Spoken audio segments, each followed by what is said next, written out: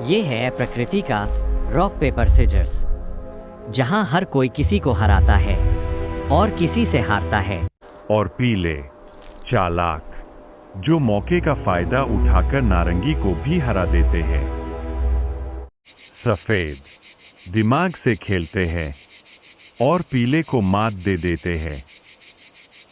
नारंगी, सबसे ताकतवर, जो सफेद को आसानी से हरा देते हैं।